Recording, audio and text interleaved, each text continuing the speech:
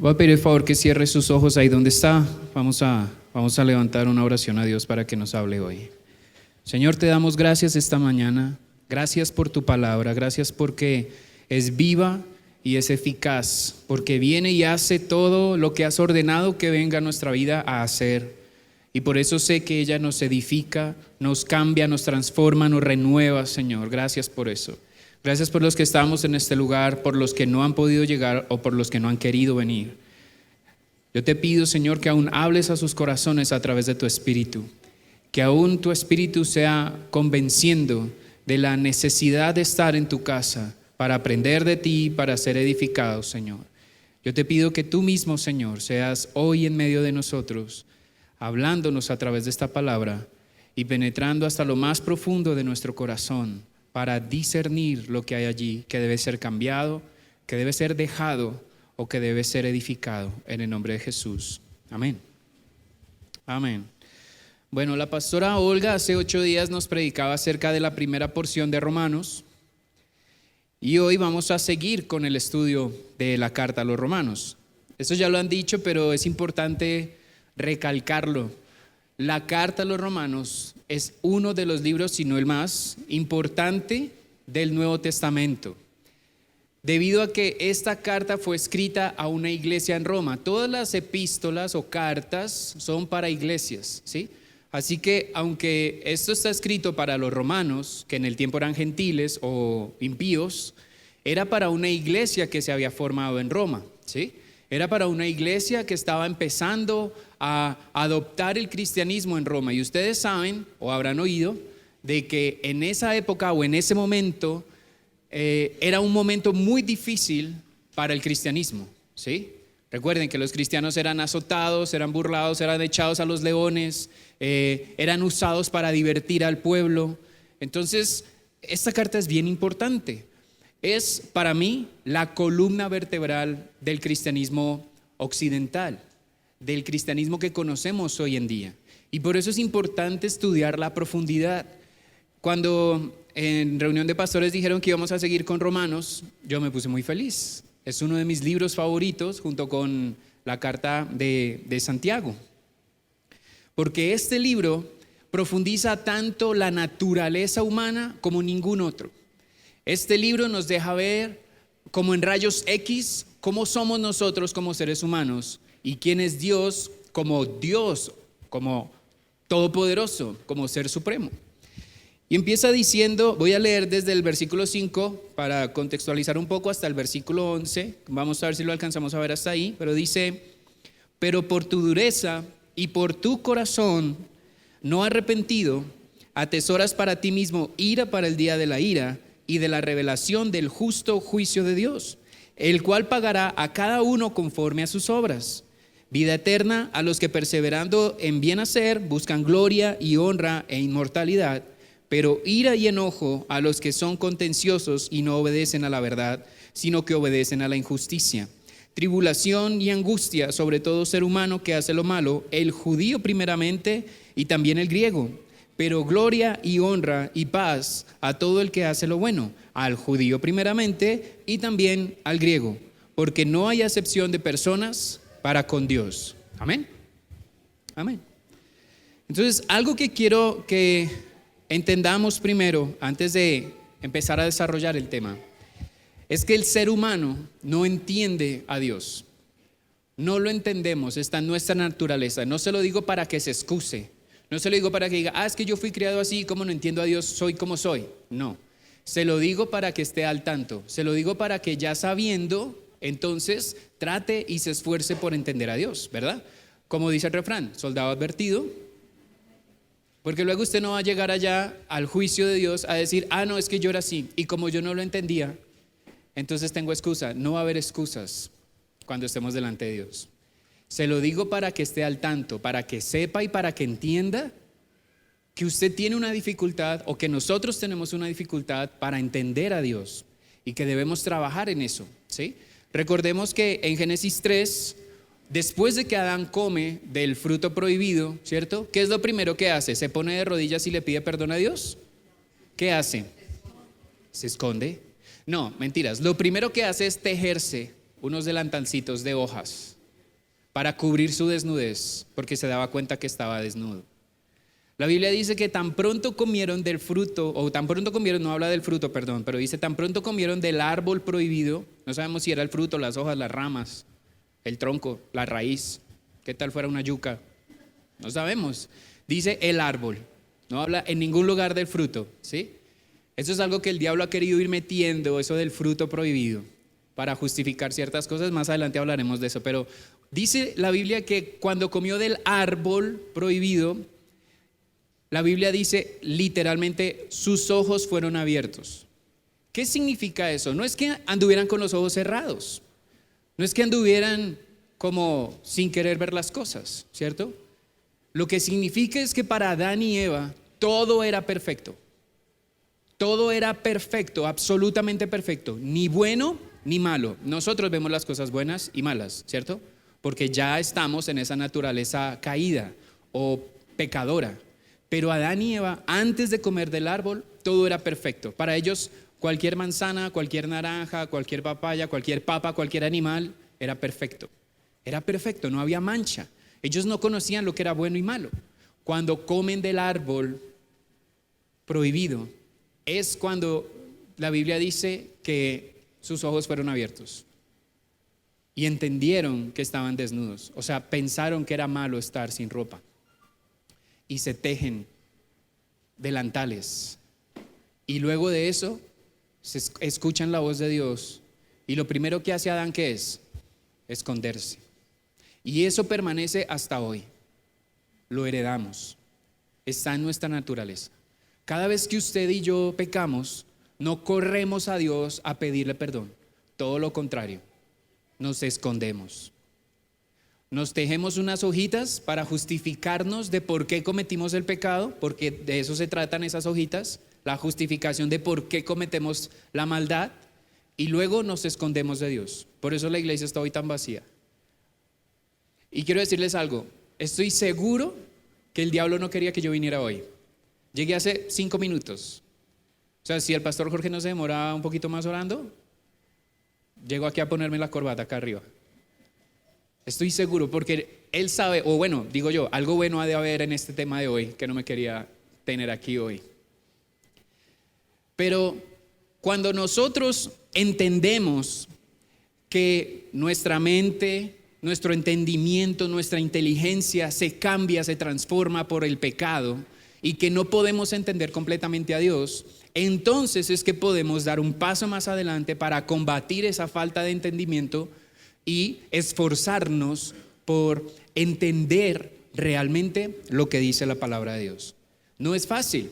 Algunos de nosotros leemos y releemos un texto y no lo entendemos. Si alguien viene y nos lo explica, no, yo no lo había visto de esa manera, yo lo había entendido de otra, porque nuestro entendimiento está corrupto o corrompido, ¿sí? Luego de que Adán y Eva cometen el pecado original, y no es que hubiera uno chiviado o pirata, pecado original es porque es el que originó todo, el que empieza todo, toda la degradación humana, ¿cierto? Es cuando yo entiendo que mi conocimiento, mi mente no puede entender completamente lo que Dios tiene para mí. La Biblia dice en el Nuevo Testamento, en parte conocemos, en parte profetizamos, pero dice en parte conocemos, no lo conocemos todo, no lo entendemos todo. Por eso Cristo dijo, es necesario que yo me vaya, porque detrás de mí viene uno que los va a guiar al conocimiento pleno de toda verdad. ¿Quién es? Pero resulta que nosotros voluntariamente apagamos el Espíritu Santo. Voluntariamente detenemos el Espíritu Santo, lo estorbamos. Y no nos damos cuenta que es lo peor. No nos damos cuenta. Por eso, mire que el verso 5 dice, pero por tu dureza y por tu corazón no arrepentido, atesoras para ti mismo ira para el día de la ira y de la revelación del justo juicio de Dios. El justo juicio de Dios. Parece redundante, ¿cierto? Está usando la misma palabra o el mismo término 2 veces, justo o justicia. Pero no es redundante, porque Dios es justo, es el único. Habla aquí de la dureza del corazón. Y es lo que hay en nosotros, dureza. dureza de corazón. Pero no nos damos cuenta. Miren, el diablo es tan astuto, es más, no es tan astuto, es muy astuto. El mismo Señor Jesucristo lo describe como el príncipe de la potestad del aire. El príncipe que se mueve en esta área, en esta zona, en donde estamos, entre la tierra y la atmósfera. El príncipe es un principado que está ahí y se mueve tan sutilmente que aún, dice la Biblia, que aún va a engañar a los escogidos. ¿Sabe que hay muchos llamados, pocos escogidos? Y aún esos pocos escogidos están en peligro, porque el diablo mismo los va a engañar. El diablo se ha metido tan sutilmente a las iglesias, a las familias, que no nos damos cuenta. Y lo llamamos como legalismo. Ay, no sea legalista. Ay, no sea religioso. Porque el diablo se ha encargado de que lo veamos así. Él quiso engañar al Señor Jesús. La Biblia solamente nos narra 3 tentaciones que tuvo Jesús, pero estoy seguro que fueron muchas más. ¿Por qué estoy seguro que fueron muchas más? Porque la Biblia dice que fue tentado en todo, pero nunca pecó. Así que no fueron solo 3 tentaciones, déjeme decirle. Que la Biblia nos narre 3 tentaciones es un ejemplo de cómo tienta el diablo. Y el diablo tienta astutamente. Incluso con la misma palabra de Dios tentó a Jesús. Y le dijo, hey, ¿por qué no conviertes esas piedras en pan? ¿Se lo dijo porque Jesús no podía hacerlo? Jesús podía hacerlo. Jesús podía hacer una corral 3/4 de libra de una piedra y comérsela porque tenía hambre. 40 días estuvo y tuvo hambre. Se lo dijo porque podía hacerlo. Pero Jesús le dice, no, es que no solo de pan vivirá el hombre, porque era Dios mismo y por eso pudo hacerle frente al diablo. Ahora, si Dios mismo fue tentado por Satanás, ¿usted cree que usted y yo no vamos a ser tentados por Satanás? Somos tentados por Satanás cada instante de nuestra vida. Cada minuto de nuestra vida hay una tentación de Satanás que no nos quiere que andemos en el camino de Dios. Por eso endurecemos nuestro corazón y apagamos el espíritu. Oh, aquellos días cuando esta iglesia era llena de profecía. Y si endurecemos nuestro corazón, dice ahí, por la dureza de tu corazón no arrepentido, atesoras ira para el día de la ira. Duro esto, ¿verdad? Recuerda esa parte donde Jesús está narrando y dice, Él va a poner a las ovejas de un lado y a los cabritos del otro. Creo que está en Mateo 25. Y a las ovejas va a decir, vengan, entren conmigo al gozo eterno. Y a los cabritos, ¿qué les va a decir? Pero específicamente, ¿qué es lo que les va a decir? ¿Lo recuerdan? Apartaos de mí, hacedores de maldad, al fuego eterno. Eso es acumular ira para el día de la ira. Usted sabe que la Biblia dice que el que no hace lo bueno se le cuenta por pecado. ¿Y qué es hacer lo bueno? Y ya voy a ir para allá porque vamos a hablar también de las obras. Es más, la predicación de hoy se llama juzgados por obras. Juzgados por las obras. Porque es que la Biblia dice que somos salvos por fe, no por obras para que nadie se gloríe, ¿cierto? Claro, nuestra fe nos salva. Pero debemos dar ejemplo o muestra de nuestra fe. Porque si no mostramos nuestra fe con nuestras obras, entonces ¿cuál es la fe? Por eso dice que el que puede hacer lo bueno y no lo hace le es contado por pecado. Y hacer lo bueno es llevar las buenas nuevas, el evangelio. ¿Cuántos de nosotros hemos dejado de hacerlo? ¿Saben por qué? Por nuestro corazón endurecido, no arrepentido. No arrepentido. Porque es que cuando el corazón se endurece es porque no es capaz de arrepentirse. Por eso al comienzo hablé de lo que hizo Adán y que heredamos lamentablemente esa condición. Cada vez que cometemos pecado nos escondemos de Dios, no vamos a Él. Por eso para Dios el rey David fue tan importante, porque el rey David cometía pecado y lo primero que hacía era ir delante de Dios, arrepentirse. La única vez que por lo menos narra la Biblia que no lo hizo fue cuando se acostó con Betsabé. Fue una sucesión de pecados. Llegó a matar. Fue el autor intelectual de un asesinato y no se arrepintió. Había endurecido su corazón y no se había arrepentido. Por eso Dios tuvo que enviar un profeta, Natán, para que le dijera la verdad en su cara al rey. Y recuerden, hay una frase que yo siempre digo y es: decirle la verdad al rey no es quitarle la corona. Porque con todo respeto, pero de parte de Dios, le habló las verdades. Y David entendió y se arrepintió. Estuvo 7 días en un ayuno profundo como nunca antes lo muestra la Biblia. Nunca antes la Biblia narra que David se hubiera puesto en semejante ayuno. Poner ceniza sobre la cabeza es señal de luto, de dolor. Y ponerse silicio era como ese saco que nos tejían las abuelitas. ¿Alguien se acuerda de ese saco de lana que tejían las abuelitas que uno se lo quitaba y quedaba todo colorada la piel, que picaba por todo lado? Algo así, es como si usted le hicieran un saco de fique, sin ponérselo sin camiseta debajo ni nada, piel y fique, y muévase.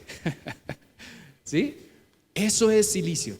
Era un tejido áspero, carrasposo, que raspaba la piel, que lo incomodaba a uno.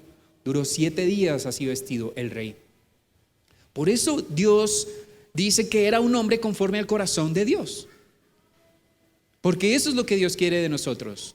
Cometemos pecado, nos arrepentimos, pero nosotros no somos así. Cometemos pecado y nos escondemos. Nos escondemos. Nos tejemos un delantalcito ahí de cualquier cosa para excusar nuestra maldad, para excusar nuestro pecado, para justificarlo, pero nos escondemos de Dios. Y mire el verso 6, lo importante que dice: el cual, hablando de Dios, el cual pagará a cada uno conforme a ¿qué? A sus obras. ¿Sí se da cuenta? ¿Sí se da cuenta lo que dice la Biblia aquí? ¿Él va a pagar conforme a nuestra fe? No. En el justo juicio de Dios, porque lo dice el versículo anterior, ¿cierto? En el justo juicio de Dios, Él va a pagar conforme a nuestras obras. ¿Se está equivocando aquí el apóstol? ¿Se está contradiciendo el apóstol? Porque él mismo es el que dice que no vamos a ser, ¿cómo es? Que no somos salvos por nuestras obras, sino por fe, para que nadie se gloríe. Y les voy a decir algo. Nosotros, o de nosotros, no sale nada bueno. Nosotros no podríamos buscar a Dios por nuestra propia voluntad. Y se lo voy a poner en un ejemplo clarito. Usted ha sido muy buena gente con una persona, muy buena gente. Le ha prestado dinero, lo ha acercado en su carro a la casa o al trabajo, le ha ayudado a recoger X o Y familiar o un mueble o yo qué sé. Usted ha sido muy bueno con esa persona. Pero esa persona en un momento lo defrauda por cualquier cosa. Habló mal de usted, le hizo el cajón en la oficina, le corrió la silla. Son términos colombianos, yo sé que esto lo están grabando y de pronto alguno no lo entiende, pero hizo algo para que lo sacaran de su trabajo y él quedarse con su puesto y lo defrauda, ¿cierto? ¿Cuál es la frase más común que nosotros decimos? ¿Quiere que sea malo? Pues yo también puedo ser malo. ¿No lo ha dicho? ¿Quiere que sea malo? Pues yo también puedo ser malo. Claro, porque para nosotros es más fácil ser malos. Luchamos por hacer el bien. Nos cuesta, ¿cierto? Hacer el bien. Que se colaron en Transmilenio y se me pusieron delante. Y uno como que lucha para... Porque fácil es pegarle un codazo y empujarlo o agarrarme por una silla o yo qué sé. Hacerlo malo es mucho más fácil. ¿Saben por qué es más fácil hacerlo malo que hacerlo bueno? Porque está en nuestra naturaleza ser malos. Es que somos malos desde que nacemos. Somos malos. Y por ahí hay una canción que dice que Dios nos ama tal como somos. Es una mentira que ha querido meter el diablo en la iglesia y lo ha logrado. Dios no te ama como eres. Es una doctrina demoníaca.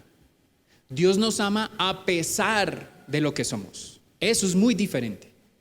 Porque ¿cómo es que el justo juicio de Dios, siendo justo, va a hacer que nosotros, siendo duros de corazón, ¿cierto?, no arrepentidos, llenos de maldad, podamos entrar a un juicio eterno, podamos entrar a un cielo eterno y gozar de unas bendiciones. ¿No le parece eso un poco loco? ¿Usted cree que Dios es bueno? Dios es muy bueno. Es más, Jesús mismo se refiere a Dios como el único bueno. Y ya voy allá un momento. Pero dice, si Dios es bueno, también es un juez justo y bueno, como la tienda. Es un juez justo y bueno. ¿Sí? De pronto de ahí sacaron el título, no sé. Es un Dios que es un juez justo, pero también es bueno. Y lo traigo a colación porque estuve una semana con un pastor extranjero haciendo intérprete de él, y él vio ese justo y bueno y me dijo que es justo and bueno, justo y bueno. Justo y bueno es que es un precio justo por un producto de buena calidad, ¿cierto? Más o menos es lo que yo entiendo. ¿Alguien entiende aquí algo diferente? ¿No? Ok, estamos en el mismo idioma entonces, qué bueno. Dios es justo y bueno. ¿Cómo es posible que Dios, siendo justo y bueno, pueda declarar justo a un pecador con un corazón endurecido, no arrepentido como yo? ¿No le parece un poco difícil de entender? Por eso desde el comienzo les dije, es difícil para el hombre entender a Dios, porque nuestro entendimiento no lo conecta, no hace esa conexión. Estudios científicos han demostrado que el hombre o el ser humano, porque las mujeres también, el ser humano usa únicamente el 10% de su capacidad cerebral. Alguno dirá, no, esa es una teoría revertida. No, no es revertida. Lo que pasa es que se dieron cuenta que hay varias inteligencias, pero en esa multitud de inteligencias ninguno ha podido lograr desarrollar su capacidad cerebral más del 10%. Hay un estándar que se llama el IQ o el índice de el coeficiente intelectual. La persona que más coeficiente intelectual ha tenido hasta el momento es 197. ¿Es un número alto o bajito? Saqué más yo en el ICFES. Bueno, estoy diciendo que yo tengo un IQ más alto de 197. Pero el IQ 197, creo que es el más alto que se ha registrado hasta el momento. Es de una persona extremadamente inteligente. Termina siendo un matemático, un físico cuántico o un químico, ¿sí? Una persona así. Y esa persona usa el 10% de su cerebro. Yo pregunto sin querer ofender a nadie, ¿cuánto cree usted que ha usado de su cerebro? ¿Sí? Cuando no podemos ni siquiera memorizar un número telefónico. El teléfono es el inteligente, yo no, yo soy muy bruto. ¿Cómo es el teléfono de tal? Toca sacar el teléfono y mirar, ¿cierto? Antes no era así, antes uno se sabía el teléfono de la tía, del abuelo, de la casa, el de la oficina de no sé dónde, el de la oficina de mi papá, de mi mamá. Aquí estaban. Bueno, usted dirá, es que antes eran menos números. Puede ser, pero ahora no lo logramos. Ahora no nos aprendemos los números telefónicos. La teoría de la evolución se niega a sí misma en eso. Esta generación es la que más ha permitido negar la teoría evolutiva. Usted va a decir, no, pero ¿cómo así? Si ahora los celulares son más pequeños, los televisores son más delgados, los vehículos son más eficientes, los bombillos son más eficientes hoy en día. Sí, tal vez la tecnología ha avanzado, la tecnología ha evolucionado, pero el ser humano, nosotros, no hemos evolucionado, todo lo contrario. Satanás se ha encargado de quitar del hombre el concepto de ser humano de una manera tan increíble, bueno, increíble no porque se puede creer, pero tan impresionante que no nos damos cuenta. No nos damos cuenta. ¿Sí se ha dado cuenta que ahora los baños son mixtos? Hasta los baños. Uno llega a un lugar y ya no sabe si puede usar o no el baño. Queda un muñequito de hombre y uno de mujer. Entonces, ¿quién entra primero? ¿En serio? Usted va por la calle y no sabe si ese muchacho es hombre o mujer. o la niña. Usted no sabe si esa muchachita es hombre o mujer, porque los hombres o los jovencitos se comportan como niñas. Caminan delicadamente, se echan su pelito para atrás, ahora hasta se maquillan, ¿sí? Y las niñas todo lo contrario, caminan burdamente, hablan con groserías, con voz fuerte, su pelo llevado por el viento. Pero eso ya no pasa. Es algo que extraño de mi generación de joven. Uno sabía que la niña era niña y el niño era niño. Uno sabía a quién echarle el ojo. Ya no. Eso ya no pasa. Uno ya no sabe si lo va a ofender diciéndole que está guapo. Ay, no. Yo soy linda, no guapo. Es más, miren, Satanás ha sido tan astuto que ha hecho que el hombre deje de ser hombre. Y no me refiero a que se cambie de hombre o mujer. Me refiero a que ahora en esta generación hay hombres que se creen perros. ¿No vio la noticia hace poco? Un hombre que no es hombre, es perro. Y quiere vivir como perro. Yo decía, Dios mío, ¿hasta dónde? ¿Hasta dónde hemos llegado? Se ve tanta locura, tanto desenfreno. Y como no puede uno decirle nada porque atenta contra el desarrollo de su libre personalidad. Sí, come concentrado. Y se viste como perro, ¿no? Busca la noticia que está en YouTube. No sé si es británico, de donde él se viste como perro y camina en 4 patas y come concentrado y toma agua con la lengua y todo. Perro. ¿Que porque él es perro y quiere ser perro? Ay. ¿Y nosotros qué hemos hecho para cambiar eso? ¿Sabe que ni siquiera oramos? ¿Qué es lo más fácil? Es lo que Dios espera, porque cuando Jesús habla a sus discípulos o a la multitud, porque está hablando en Mateo sobre en el sermón de las bienaventuranzas, le dice a la gente cuando oren, y cuando dice cuando oren da por entendido que espera que lo hagamos. Está ahí, Él sabe que vamos a orar, pero no lo hacemos. No lo hacemos. Y el diablo ha sido tan increíblemente sagaz que se cuela por las rendijas. Algo que me asombró a mí de un programa que había acerca de plagas, dice que los ratones pueden entrar por un hueco tan pequeño como el hueco que puede dejar un lápiz. ¿Se ha visto el grosor de un lápiz normal? Si hay un hueco con ese grosor en su casa, un ratón se puede meter por ese hueco. Y así es Satanás. Satanás es increíblemente sagaz y se ha metido en la familia y se ha metido en la iglesia. Y no hablo de esta iglesia solamente, hablo de la iglesia en general. Y nos ha metido mentiras y las ha camuflado de religiosidad, las ha camuflado de legalismo. Y tal vez usted hoy no me entienda, y tal vez usted ahí sentado diga, ay, otra vez con lo mismo. No me importa.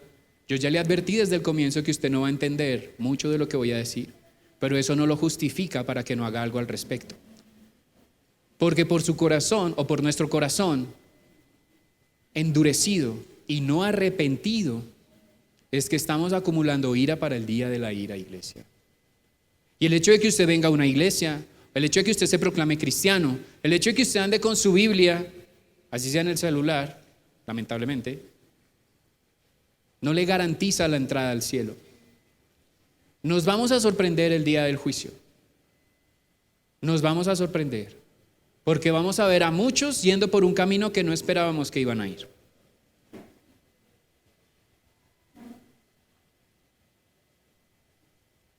Y no hay excusas para eso, iglesia, porque vamos a ser juzgados por nuestras obras. Mire que aquí no dice que vamos a ser salvos por nuestras obras. La salvación es diferente y es un concepto que hoy tal vez voy a tocar 2 o 3 veces y ya.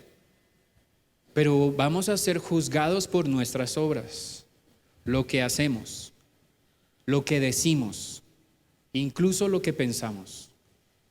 Quiero que vaya conmigo, por favor, Romanos 3:10. Dice, como está escrito, este es Pablo citando el Antiguo Testamento: no hay justo ni aún uno, no hay quien entienda, no hay quien busque a Dios. Todos se desviaron, a una se hicieron inútiles. No hay quien haga lo bueno, no hay ni siquiera uno. Nos está hablando a usted y a mí. Esta carta es para la iglesia, es para los cristianos de Roma, pero es para los cristianos gentiles, o sea, nosotros. Y dice que no hay ni uno bueno, ni uno. Todos se desviaron, todos. Y usted dirá, ¿y usted también, pastor? Empezando por mí. Todos nos desviamos. No hay ni uno bueno entre usted y yo, ninguno, en ninguna iglesia del mundo. Estuve en una gira con este pastor por 6 iglesias. Fueron 7 días, 6 iglesias porque nos repetimos una. 7 días, 6 iglesias. No vi la iglesia perfecta. No la vi. Y vi, sin querer juzgar ni demeritar nada, vi que algunas de ellas carecían de cosas materiales que hay acá y que no se valoran. Conocí pastores, obviamente, a todos los pastores de cada una de estas iglesias y a algunos de sus líderes de estas iglesias. Los conocí. O bueno, me los presentaron y pude hablar con ellos. Porque muchos de ellos, o tal vez todos, ninguno hablaba inglés y tenía que servir de intérprete entre el profeta que venía y el pastor de la iglesia, obviamente. Porque este pastor que vino es una persona muy responsable. Ella estuvo aquí en esta iglesia hace 2 años, justamente en el mes de octubre. Y él siempre hablaba antes con el pastor de la iglesia y le decía, pastor, yo sé quién soy delante de Dios, porque oro todos los días, sin falta. Porque cuando yo oro, yo hablo con Dios, y cuando leo la Biblia, Él me habla. Y tengo una comunicación y una comunión con Dios. Yo sé quién soy para Dios. Pero aquí en esta iglesia, usted es la autoridad, pastor. Y estoy sometido a usted porque usted es la autoridad. Este pastor, este profeta era un profeta, o es. Yo no voy a decir algo más allá de lo que Dios no me deje que diga. Pero si en algún momento usted me quiere bajar de la plataforma, tiene toda la autoridad para hacerlo, porque yo estoy sujeto a su autoridad. Y a mí eso me sorprendió. Me sorprendió increíblemente, porque es que él era el invitado, un invitado internacional. Pero él sabía cuál era su lugar. ¿Sabe? Y esto tal vez es una infidencia que va a revelar de él. Él llegó, creo que fue el 1 de septiembre o el 2 de septiembre, y estuvo en ayuno hasta el día 19 de septiembre. Lo sé porque él lo dijo y no se lo había querido decir ni siquiera a las personas que lo habían traído. Las personas que lo habían traído le hacían el desayuno, obviamente, porque lo mantenían en su casa. Él decía, no, estoy un poco indispuesto, hoy no quiero comer, más tarde como algo. No declaró que estaba en ayuno. Y cuando era la hora del almuerzo decía, no, voy a salir con mi esposa a conocer el lugar, a dar una vuelta y yo como algo con ella. Tampoco comía nada. Solo hasta la noche comía algo pequeño. Y él dijo, Dios me dijo que estuviera en ayuno hasta que Él mismo me diera la orden de levantar el ayuno. Y fue en una predicación que tuvo en una iglesia. Y predicó acerca de los diezmos y las ofrendas. Nunca él había predicado de diezmos y ofrendas, no que yo sepa. Y él mismo le dijo a la persona que lo trae cada año, que lo conoce hace como 30 años, que si alguna vez había predicado diezmos y ofrendas, y esa persona dijo no. Pero como era un tema tan sensible para nosotros, porque es que nos toca en el bolsillo es sensible, ¿no? Cualquier otra cosa, menos el bolsillo. Él sabía y dijo una frase que me encantó. Esto se sale un poquito del tema, pero quiero que lo entienda porque Dios me está diciendo que lo diga, no sé. Cuando nosotros no diezmamos y cuando nosotros no ofrendamos, todos conocemos el texto de Malaquías 3:10 que dice, ¿podrá el hombre robar a Dios? Dios hablando, ¿no? Dios está hablando. ¿Podrá el hombre robar a Dios? Pues me han robado en sus diezmos y en sus ofrendas. Y este pastor o este profeta decía, robamos a Dios no porque Él necesite nuestra plata, no la necesita, porque Él es el dueño del oro y de la plata. Es más, todo el dinero que usted pueda tener vino a usted solamente porque Dios así lo quiso. Porque Dios es soberano. ¿Sabe qué significa la palabra soberano? Que reina sobre todo. Nada se escapa de su mirada. Nada. Él está por encima de todo. Todo lo controla, absolutamente todo. Pero nuestro entendimiento está un poquito loco. Le falta un tornillo a nuestro entendimiento y no podemos entender que Dios esté sobre todo lo que nos pasa a nosotros, bueno o malo. Porque nosotros vemos las cosas como buenas o malas. Pero para Dios todo es perfecto. La Biblia dice que la voluntad de Dios, ¿cómo es? Buena, agradable y eso no lo entendemos. ¿Sabe que el hombre no puede entender que Dios sea perfecto porque no ha visto nada que sea perfecto? ¿Usted ha visto algo perfecto? Algo, cualquier cosa. Que usted vea algo y diga, uy, esto es perfecto. Lo que se conoce en el ámbito del diseño o de cualquier otra profesión es que todo, absolutamente todo, es susceptible de mejora. Es decir, no hay nada perfecto, todo se puede mejorar. Las cosas son buenas, las cosas pueden ser excelentes, pero podemos mejorarla un poco más. Por eso usted tiene un celular un poco más avanzado cada vez, o un televisor un poco más avanzado cada vez, o un carro un poco más avanzado cada vez. Si comparamos los carros de ahora con los carros de 1930, cuando se empezaron a fabricar, decimos, uff, qué vejestorio, ¿cierto? Un carro que tocaba prender con manivela. ¿Sabe que una persona tratando de prender un carro de eso se mató? Vio a una mujer que no podía prender su carro, se orilló, y esos carros tocaba darles manivela, y no es la manivela del molino de la abuela, esa era chévere. Digo yo, bueno, que eso era, eso tocaba darle con toda y aún así. Estos carros tocaba realmente mover esa manivela fuerte. Y ese hombre giró la manivela y la manivela se devolvió y le pegó en la quijada y murió instantáneamente. Ahora, ¿cuántos tienen que darle manivela a su carro? Bueno, algunos de vez en cuando, pero ahora usted oprime un botón. Es más, la nueva tecnología permite que usted, antes de salir de su casa, prenda su carro desde su teléfono celular. Si no lo conocía, se la presento. Usted saca su celular, abre la aplicación, enciende su carro para que esté calientico, para que el aire acondicionado esté a la temperatura que a usted le gusta cuando usted ya llega y entra a su carro. Ya ni siquiera tiene que tocar un botón de su carro. Hay otros que tienen un sensor y entre su bolsillo usted tiene la llave. Y el carro, si usted lo ve o lo siente a 1,5 metros de distancia o a 1 metro, se enciende solo. Y si usted se baja y deja el carro encendido y se va, con la llave entre el bolsillo, se apaga solo. Todo eso tal vez puede avanzar, porque todo es susceptible de mejora, no hay nada perfecto. Nada hay perfecto. Por eso no podemos entender que Dios sea perfecto, porque no tenemos un ejemplo para compararlo. Porque nuestra naturaleza y nuestro corazón endurecido nos hace ver las cosas buenas o malas, pero nunca perfectas. Por eso preguntamos, ¿cómo te ha ido hoy? Bien, he tenido días mejores. Porque juzgamos las cosas como buenas o malas. Pero para Dios todo es perfecto. Y la Biblia dice aquí en Romanos que no hay bueno ni aún uno. Yo le pregunto, si no hay ni uno bueno, ¿qué quiere decir? ¿Que cómo son todos? Malos. Y si todos somos malos, ¿cómo son nuestras obras? Malas.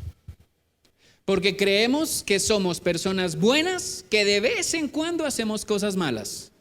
No, déjeme corregirlo. Somos personas malas que de vez en cuando, por la misericordia de Dios, hacemos algo que puede parecer bueno, pero en el fondo no lo es. Porque no hay ninguna buena acción desinteresada 100%. No la hay. Si usted la hace por sus propios medios. Obviamente, si Dios está en nosotros y el Espíritu Santo está en nosotros, vamos a hacer obras buenas porque estamos haciendo lo que Dios nos dice que hagamos. Y eso será una buena obra. Pero nosotros, por nosotros mismos, no podemos hacer nada bueno. Nada bueno. Volvamos por favor a Romanos 2 y quiero volver a leer el versículo 1. Este es importante. Dice, por lo cual eres inexcusable, oh hombre, quien quiera que seas tú que juzgas, pues en lo que juzgas a otro, te condenas a ti mismo, porque tú que juzgas, haces lo mismo que él. Este es el moralista. Este es el que se cree mejor que todos y juzga a los demás como si estuviera encima de ellos o arriba de ellos. Él los mira de lejos y dice, ay, este está haciendo mal. Porque mire, una cosa, somos especialistas en saber cómo debe vivir la vida el otro. Somos los mejores en decir eso. Nos cuentan el caso de X o de Y y uno dice, pero es que sí, ¿para qué se pone a hacer eso? ¿Por qué no más bien hace esto o lo otro? Somos especialistas en saber cómo vive la vida del otro y la de nosotros. Por eso aquí dice, no tienes excusa. Cuando dice que eres inexcusable, es que no hay excusa. No tienes justificación. Tú que juzgas, dice, quien quiera que tú seas, quien quiera que seas, tú que juzgas. Está hablando a los que juzgan a los demás, a los que miran por encima del hombro a los demás, a los que juzgan las acciones de los demás, cuando ya sentamos aquí que no hay ni uno bueno, que todos somos malos y que todas nuestras obras son malas. Y usted dirá, ¿las suyas también, pastor? Empezando por mí. Y por eso es que hoy quiero que usted se dé cuenta, o Dios quiere que se dé cuenta, que vamos a ser juzgados por nuestras obras y que todas nuestras obras son malas. Y estaba hablando acerca de un juez justo y bueno. Usted se imagina que aquí en Colombia hubiera, que los hay, pero digamos que no, un juez tan bueno y tan justo que dejara en libertad a un violador de niños. ¿Cómo sería ese juez para usted? ¿Bueno o malo? ¿Por qué malo? ¿Por qué malo? Si es que el pobrecito violador le hizo la carita así de cordero degollado y lo miró con esos ojos de Jordano. Algunos entenderán a qué me refiero, eso ya no existe, pero bueno. De pronto por allá en YouTube hay una imagen, o en Google una imagen vieja de un Jordano. Y lo miró con esos ojitos y le dijo, por favor, déjeme libre. Y este juez fue conmovido a misericordia y dejó en libertad a este violador en serie que había violado a 170 niños. ¿Le parece que ese juez es bueno o malo? A mi modo de ver, es un muy mal juez. Es el peor de todos. Ahora, ¿cómo hace Dios, siendo un juez justo, para justificar a la humanidad que solamente hace obras malas? ¿Por qué nosotros si llamamos a Dios bueno, si llenos de pecado nos deja entrar a un cielo santo? ¿Sabe que uno de los atributos de Dios, tal vez el único de los atributos de Dios que la Biblia recalca 3 veces, es su santidad? La Biblia no dice que Él es poderoso, que lo es. La Biblia no dice que Él es justo, que lo es. Pero sí dice que Él es santo, santo, santo. Y un Dios que es santo, santo, santo, ¿cómo hace? ¿Cómo podemos entender que nos deje a nosotros que somos malos, porque eso sí que lo podríamos decir, pecadores, entrar a un cielo eterno lleno de santidad? No lo entiendo. No me cabe en la cabeza. ¿Cómo hace Dios para santificarme a mí que soy malo, para poder estar delante de su presencia que es santo, santo, santo? ¿Cuántos de nosotros estaríamos de frente con el rostro en alto delante de Dios si descendiera en este momento a este lugar? ¿Cuántos estaríamos orgullosos de lo que hemos hecho con nuestra vida si Dios se parara en este lugar visiblemente, porque está? Pero si estuviera visiblemente aquí, se para aquí en todo su resplandor y su gloria, ¿cuántos podríamos levantar la mano y decir, yo he hecho lo que tú has querido que yo haga con mi vida, Señor? Aquí estoy.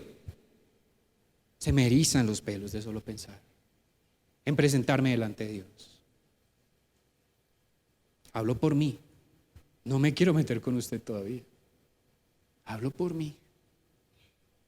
Si en este momento Dios te llama a comparecer a su justo juicio, ¿cuántos de los que estamos aquí podríamos ir con el rostro en alto y decirle: yo he hecho lo que tú has querido que yo haga, Señor? Ábreme la puerta del cielo porque me lo merezco. ¿Cuántos? No quiero pedir que levante la mano, seguramente porque sé que nadie lo haría o nadie se atrevería. Pero Dios es justo, santo, santo, santo. Y nosotros somos pecadores, pecadores, pecadores. Mire lo que sigue diciendo ahí. Póngale atención, verso 7. Bueno, ok, verso 6 para contextualizar. El cual pagará a cada uno conforme a sus obras. Vida eterna a los que, perseverando en bien hacer, buscan gloria y honra e inmortalidad. Pero ira y enojo a los que son contenciosos y no obedecen a la verdad, sino que obedecen a la injusticia. ¡Wow! Está hablando del justo juicio de Dios y el pago que cada uno va a recibir.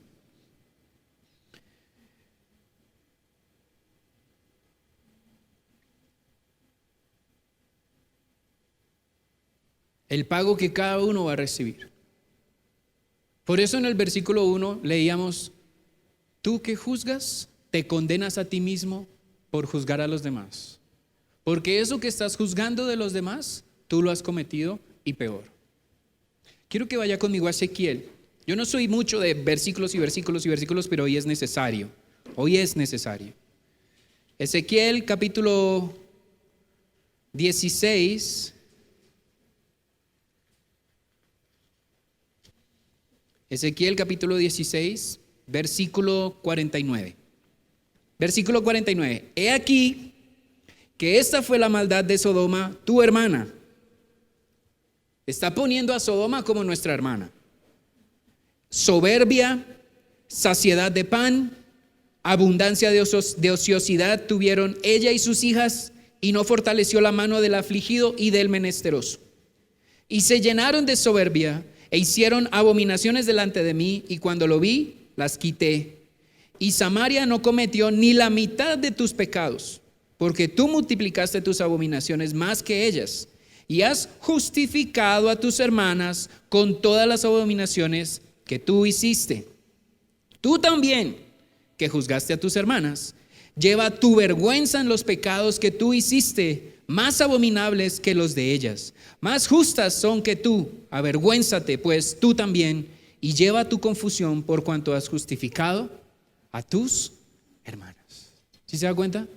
Ella también quiso justificarse. Ay, no, es que ellas son más malas que yo. Ay, es que ellos no llegan tan temprano como yo. Ay, es que ellos no tienen una Biblia tan bonita como la mía. Ay, es que ellos no se visten tan bien como yo me he visto. Ay, es que ellos no siempre llegan tarde y yo nunca llego tarde.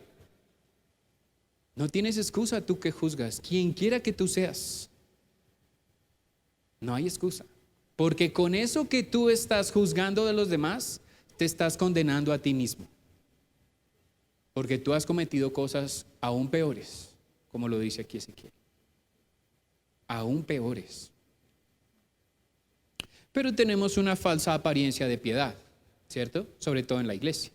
Nos creemos los mejores, los más bonitos, los más santos y los más perfectos. Pero no es así. No hay bueno ni aún uno. Dice, todos se desviaron. Y yo me atrevería a decir, todos nos desviamos. Todos. No hay ni uno bueno. Ni uno. Quiero que sepa algo. La historia del ser humano, la historia de la humanidad, termina en un tribunal. La época moderna nos ha permitido entender lo que significa tribunal o juicio. Se ha visto casi en muchas películas sale un juicio.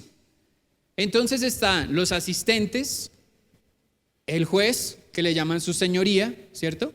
Todos de pie porque ha entrado su señoría, fulanito de tal, y toda la sala se pone de pie porque entra el juez, que esperan que sea justo y bueno. Y de un lado está el acusado, es decir, el que cometió el delito. Del otro lado está el defensor, la fiscalía, perdón, o el que está acusando al acusado.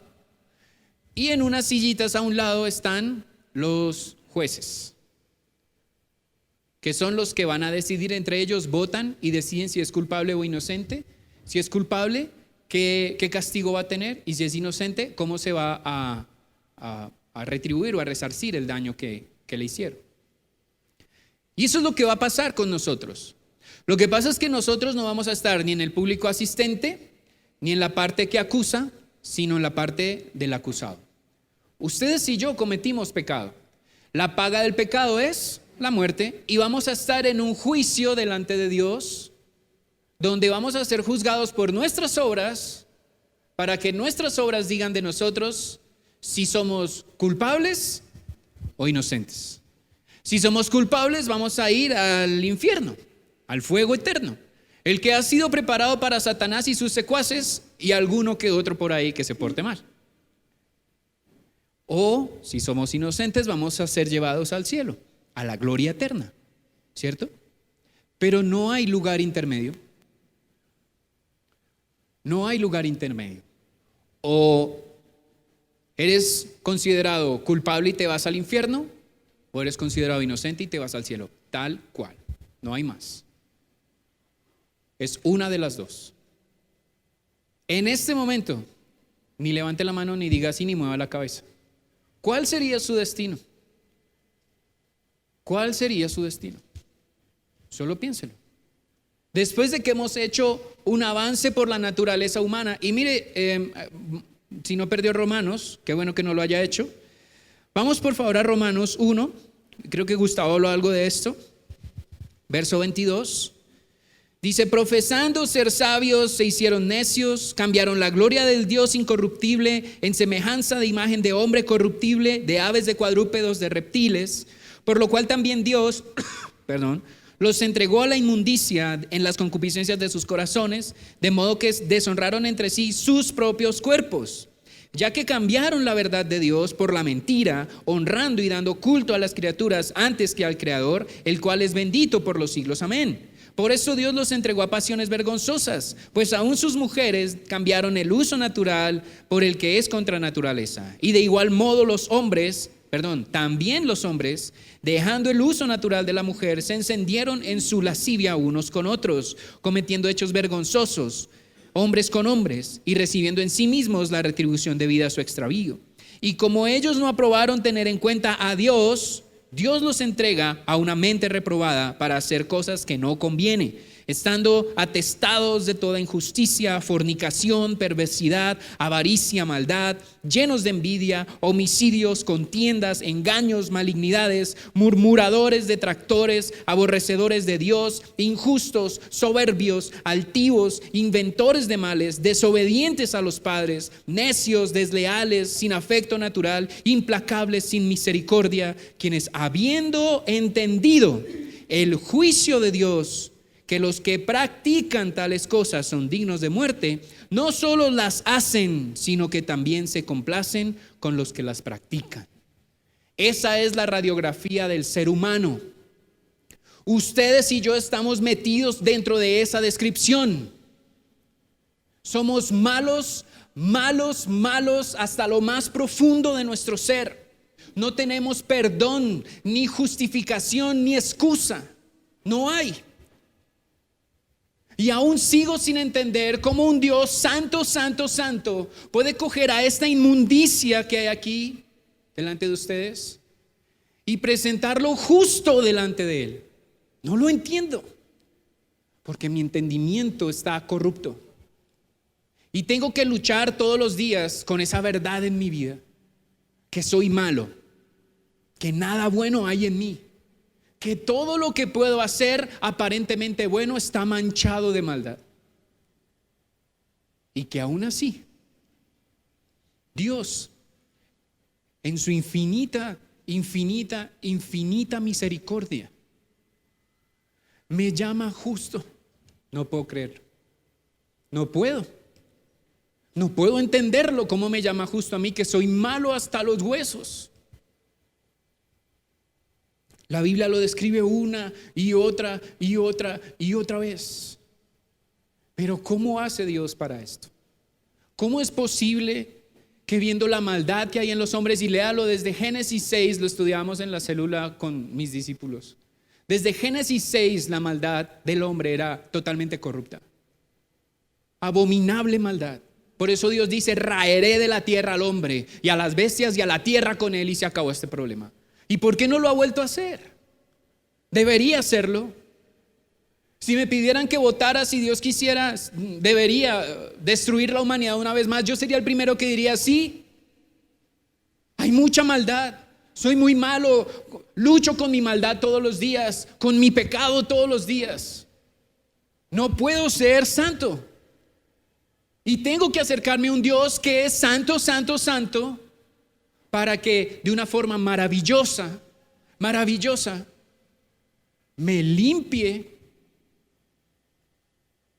y me haga santo. Y no lo logro entender. No sé cómo lo hace, pero lo hace.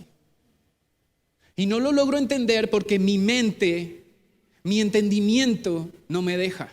Yo solo puedo ver bueno, malo, bueno, malo, bueno, malo, pero no entiendo perfecto, perfecto, perfecto, perfecto. No lo logro.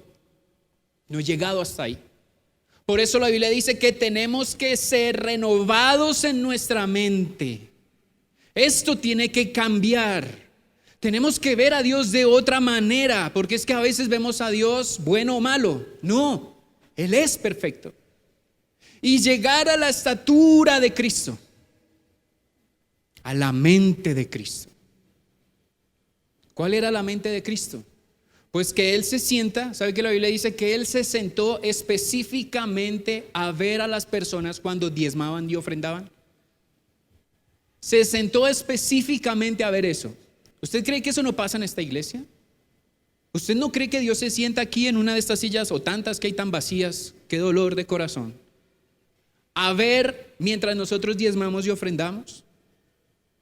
Si lo hizo en la época de Jesús, y Él es el mismo hoy, ayer y por los siglos, ¿no lo hará hoy también? Y se dará cuenta y le dirá también a los que están a su lado: mire, ese está diezmando de lo que le sobra, ese está ofrendando de lo que le sobra. Yo le digo una cosa, algo que aprendí: el diezmo es el 10%, punto. Ese no tiene discusión, es el 10%. Pero la ofrenda, la ofrenda es lo que tú quieras dar. En la ofrenda se pone tu voluntad, tu ánimo de dar. ¿Y si fuéramos juzgados por nuestras ofrendas en vez de por los diezmos? Porque podemos ser muy fieles en nuestro diezmo, 10%, matemáticamente. Y ok, eso está bien. Pero ¿y qué me dices de tus ofrendas? Porque en la ofrenda influye el corazón. En tu ofrenda influye el corazón. ¿Qué estás ofrendando? ¿Lo que te sobra?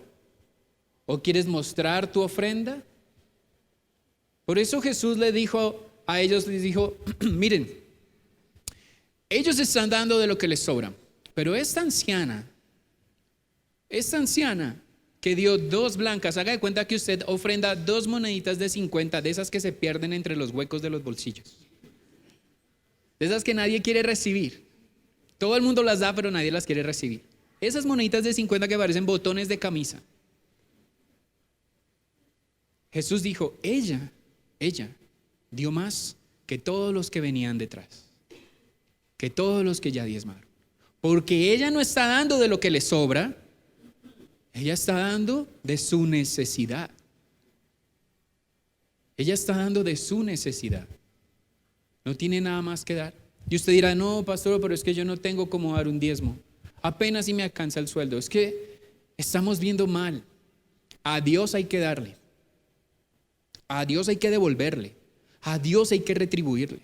Y tal vez tú no tengas plata para dar, pero tienes manos para barrer, para limpiar.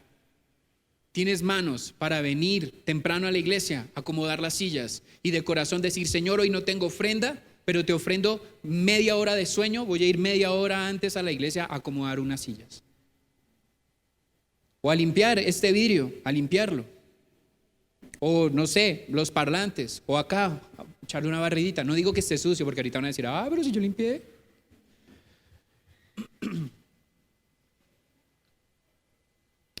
Vaya por favor a Romanos 2, el versículo 16. Me voy a adelantar un poquito, pero solo en este versículo, del tema, solo en este versículo. Dice, en el día, Romanos 2, 16, en el día en que Dios juzgará por Jesucristo los secretos de los hombres conforme a mi evangelio. ¿Qué va a juzgar Dios? ¿Qué va a juzgar Dios? Léalo otra vez si no lo entiende. ¿Sí? Lo secreto. Eso que tú crees que nadie ha visto. Eso es lo que Dios va a juzgar. Lo secreto. Lo que tú crees que nadie ha visto. Eso es lo que Dios va a juzgar. Porque Dios juzgará los secretos de los hombres. ¿Se ha visto en los partidos de fútbol? ¿Se ha visto? Qué pregunta tan pregunta, ¿no? Donde hacen una jugada de gol y luego pasan la repetición, ¿sí? Desde la tribuna, desde la cancha, desde atrás del arco, desde el tiro de esquina, desde la visión del jugador, y hacen el análisis, y entonces el jugador va pasando por aquí y rayan ahora en la pantalla, ¿cierto? Y patea a una velocidad, no sé cómo hacen para medir la velocidad del balón, pero la miden, y dice pateó a 130 kilómetros por hora, y el arquero, todos los ángulos de la jugada. ¿Sí lo ha visto o no? ¿Me lo estoy inventando?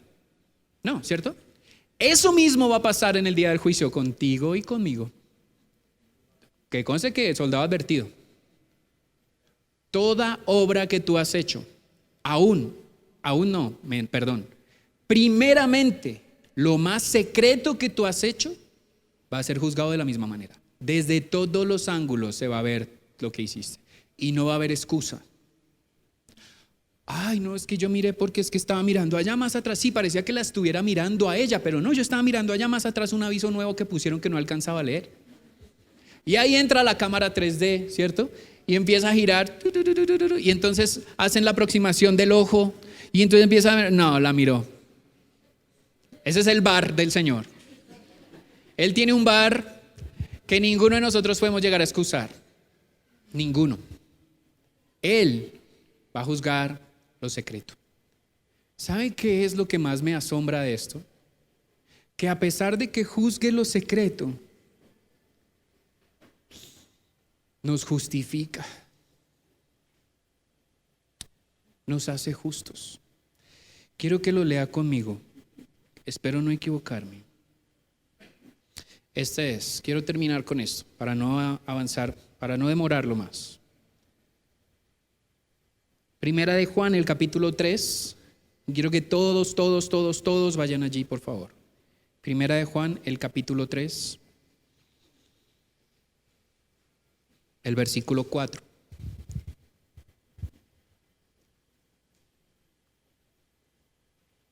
Dice, ¿ya está ahí? ¿Sí está ahí? ¿Todos? Todo aquel, escúchelo bien, todo aquel que comete pecado infringe también la ley, pues el pecado es infracción de la ley. Y sabéis que él apareció para quitar nuestros pecados, y no hay pecado en él. Está hablando de Jesús. Todo aquel que permanece en él no peca. Todo aquel que peca no le ha visto ni le ha conocido. Hijitos, nadie os engañe, nadie. El que hace justicia es justo como él es justo. El que practica el pecado es del diablo, porque el diablo peca desde el principio. Para eso apareció el Hijo de Dios, para deshacer las obras del diablo. Todo aquel, escúchelo bien, todo aquel que es nacido de Dios no practica el pecado. No practica el pecado, porque la simiente, la semilla de Dios permanece en él y no puede, óigalo, no puede, le es imposible pecar, porque es nacido de Dios. Usted se ha puesto a pensar, a meditar, realmente se ha puesto a pensar lo grave lo grave que fue la maldad que cometió el hombre, que solamente Dios mismo, hecho carne, pudo deshacer las obras de esa maldad. Dice la Biblia que se buscó por todas partes y no se halló ni aún uno. Ninguno de los hombres que había, ninguno fue hallado justo o lo suficientemente justo como para quitar la maldad que había en la humanidad. ¿Usted se ha puesto a pensar en eso? Lo grave, lo difícil, lo importante que fue ese acontecimiento de el pecado original. ¿Se ha puesto usted a pensar lo difícil que fue el pecado que cometió el hombre, que solamente Jesús pudo quitarlo? Nadie más pudo hacerlo, solo Él y únicamente Él lo pudo hacer. Él molido fue por nuestras iniquidades, molido completamente, maltratado, azotado, escupido, abofeteado, crucificado, desangrado, humillado. Hasta en la cruz dijo: Padre, ¿por qué me has desamparado? El cielo se oscureció y fue como abandonado. ¿Sabe que eso era lo que teníamos que pasar usted y yo? Eso, abofeteados, coronados, con espinas, azotados, desangrados. Aún a nosotros deberían rompernos cada uno de nuestros huesos por nuestra maldad.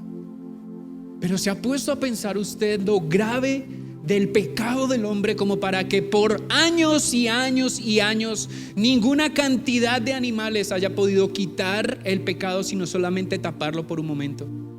Y únicamente en Jesucristo fueron deshechas las obras del diablo.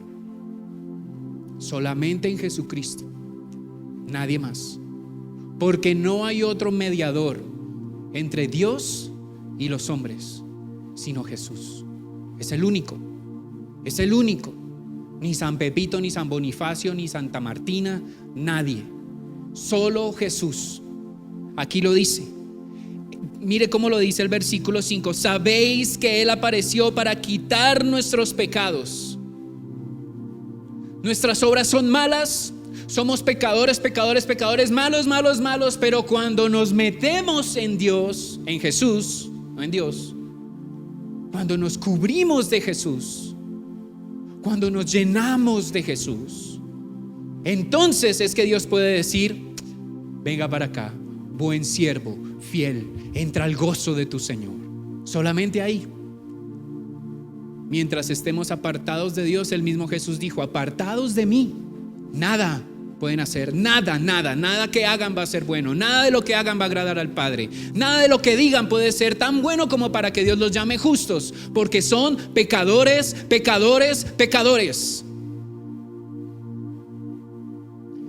Pero si nos acercamos a Cristo, y esto es lo hermoso de Dios, que siempre da una salida. Y a veces creemos que tenemos que subir a Monserrate con frijoles en los zapatos, o de rodillas, o darnos látigo, o rezar 10 rosarios. No es así. Jesús, el ángel, dice la Biblia que el ángel de Dios, pero es el mismo Jesús, hablando a las iglesias en Apocalipsis, dice: he aquí, y algunos critican eso, he aquí yo estoy a la puerta. Así vea, Él está llamando. Si alguno abre la puerta, yo voy a entrar y voy a cenar con Él. ¿Sabe qué significa cenar con Él? Léalo por favor en el libro de Juan, y creo que también está en el libro de Lucas, cuando Jesús mismo en el borde de la playa, en la playa, prepara una cena para sus discípulos después de que ellos habían vuelto a pescar. Cuando Jesús llama a Pedro, le dice: ven en pos de mí y te haré pescador de hombres. Pedro lo niega 3 veces y se vuelve a ser pescador de peces. Y está Pedro pescando peces en el mar, y de un momento a otro mira hacia la playa y dice: esto no puede ser. Esto está pasando otra vez. Ve a Jesús. Ellos habían tratado de pescar y Jesús les dice: ¡hey! Tiren la red para el otro lado. Y en ese momento Pedro hace un flashback. Recuerden, esto ya me había pasado. Déjà vu. Esto ya me había pasado. Alguien ya había hecho esto. ¿Quién es? Y empieza a mirar y ve a Jesús en la playa. Miren, fue tanta la emoción de Pedro que se tiró del barco. Le importaron 5 los peces, llevaba mucho tiempo sin pescar, pero no era eso lo que él quería hacer realmente. No había sido llamado a eso. Y se tira del barco y sale corriendo como podía entre el mar y la arena. Los que hemos estado en el mar y la arena sabemos que correr muy difícil. Pero sale corriendo como puede a encontrarse con su Señor. ¿Y sabe qué era lo que había hecho Jesús? Estaba cocinando un pez. Les hizo la cena. Pedro lo había negado 3 veces. Hasta dijo groserías para no parecer discípulo de Cristo. Y Jesús no lo juzgó. No lo hizo como lo haríamos usted y yo con cualquiera. Porque así es nuestro corazón malo, corrompido, endurecido, no arrepentido. Pero Jesús es Dios y estaba con sus brazos abiertos, con la cena preparada para estos discípulos que lo habían dejado y habían olvidado el llamado que Dios les había hecho. Tenía la cena lista. Había cocinado unos peces para decirles: los amo, a pesar de lo que son, porque el único que Dios ama tal y como es fue a Jesucristo. Recuérdenlo. Este es mi Hijo amado, en quien tengo complacencia. No hay otro.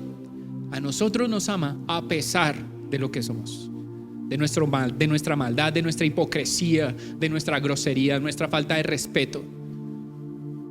A pesar de lo que somos, Dios nos ama. Y Jesús fue el único que pudo pararse delante de estos discípulos y decirles: los amo. Apacienten mis ovejas. No hay maldad en ustedes. Y así mismo Dios está hoy acá en este lugar, acá, créamelo, está acá. Y tal vez usted está aquí porque, tal vez no, es que usted está aquí porque usted era el que tenía que estar aquí. Y el que dejó la silla vacía, allá él con Dios. Pero usted hoy se va a llevar el pez que Cristo le está preparando. Yo no sé cuántos de ustedes han estado lejos de Dios y a pesar de eso están en la iglesia. No lo sé. Porque podemos estar en la iglesia muy, muy, muy lejos de Dios, pero mucho, lejísimos. Eso solamente lo sabe usted y Dios.